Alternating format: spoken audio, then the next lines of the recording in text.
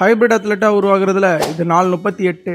இன்னைக்கு மண்டே அதுவுமா கொஞ்சம் சீக்கிரமாவே எழுந்துட்டேன். நிறைய டைம் இருந்ததால ரிலாக்ஸ்டா பொறுமையா கிளம்புனேன். சண்டே அளவுக்குலாம் பெருசா இன்னைக்கு ஸ்டோர்ல வேலை இருக்காது. அதனால இன்னைக்கு நாள் கொஞ்சம் நல்லாவே போகும். பிரேக்ஃபாஸ்ட்டுக்கு 3 சப்பாத்தி முட்டையை அடிச்சு சாத்திட்டு லஞ்சை பேக் பண்ணிட்டு கிளம்பிட்டேன். இன்னில இருந்து காலேஜ் வேற ரீஓபன் ஆகுது. 1 மணிக்கு ஒர்க் முடிஞ்சதும் அங்க இருந்து காலேஜ் போயிடுவேன். கடந்த ஒரு வாரமா சென்னை வெதர் நல்லா மாறுது. எனக்கும் மெட்ரோல சீட்லாம் கிடைக்குது.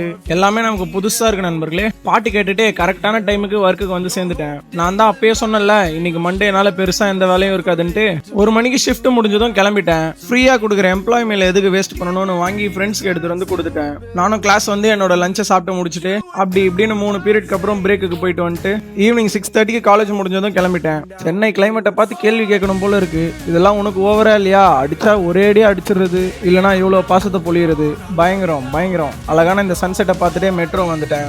ரேண்டமா மெட்ரோல இந்த 4 பேரை பார்த்தேன். அப்படியே பேசிட்டே வந்தோம். அதுல 2 டிக்கெட்டை கூட்டிட்டு காஃபி குடிக்க வந்துட்டேன். இவனை தடவை வீடியோல காட்டுறேன். காஃபி நண்பரோட ஃப்ரெண்டு, நம்ம தம்பி தான். வீடியோ எடுக்கிறேன்ட்டு ஏஸ்தட்டிக்கா போஸ்ட் கொடுக்குறேன்ட்டு இதுல வேற காஃபி நண்பர் அட்வைஸ் பண்றான். நம்ம நல்லா இருக்கிறதுலாம் போட மாட்டான், எதுல கேவலமா இருக்கும் அதெல்லாம் போடுவான்ட்டு. அப்படியே காமெடியா போச்சு.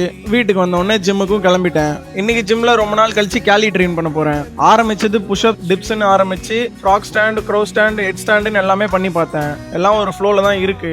அப்படியே கொஞ்ச நாள் முன்னாடி மாஸ்டர் பண்ண எல்போ லெவரையும் பண்ணி பார்த்தேன்.